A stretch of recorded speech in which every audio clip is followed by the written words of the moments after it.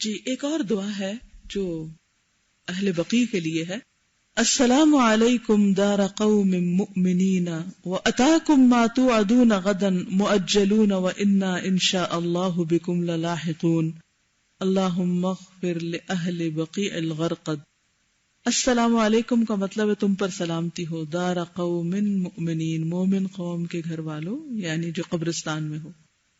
واتاکم ما توعدون غدا اور آ گیا تمہارے پاس یا جو تم سے وعدہ کیا گیا وہ تمہارے پاس آ گیا، اور بے شک ہم بھی تمہارے سے ملنے والے ہیں.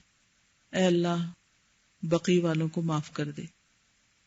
السلام علیکم دار قوم مؤمنین واتاکم ما توعدون غدا مؤجلون وَإِنَّا إِن شَاءَ اللَّهُ بِكُمْ لَاحِقُونَ.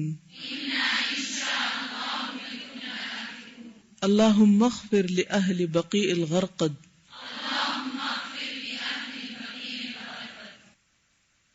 اس کے علاوہ مسجد نبوی میں اور مسجد الحرام میں کوئی نماز ہارڈلی ایسی ہوگی جس کے بعد جنازے نہ ہو. بہت سے لوگ، خواتین خصوصاً ہماری انڈو پاک کی، جب جنازے کے لیے امام بلاتا ہے کہ ہم میت کا جنازہ پڑھیں گے تو وہ لوگ اٹھتے ہی نہیں. مسجد میں ہوتے ہوئے بھی وہ اٹھتے نہیں اور دعا نہیں کرتے، حالانکہ اتنا بڑا اجر و ثواب ہے. ٹھیک ہے ہم اسپیشل نہیں گئے لیکن ہم وہاں موجود ہیں، ہم نے نماز پڑھی ہے، تو عورتیں بھی نماز پڑھ سکتی ہیں. وہ اس کی دعا ہمیں نہیں آتی اور طریقہ بھی نہیں آتا. تو جو حج کی کتاب ہے اس میں وہ دعا لکھی ہوئی ہے. نہیں، یہ جنازہ پڑھنے کی دعا نہیں ہے، ساری جنازہ کی بات کر رہی ہوں، کیونکہ مسجد کے اندر جنازے ہوتے ہیں، حرم میں جنازے ہوتے ہیں. تو اس میں پہلی رکعت میں کیا پڑھنا ہے، دوسری میں کیا پڑھنا ہے، تیسری میں کیا پڑھنا ہے.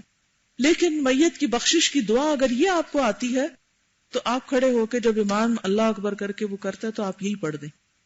لیکن جیسے نماز کی تراویح میں بعض اوقات دیکھ کے پڑھ لیتے ہیں قرآن مجید، تو اسی طرح اگر نہیں آتی تو دیکھ کے بھی دعا پڑھ لیں، لیکن یاد کرنے کی کوشش کریں.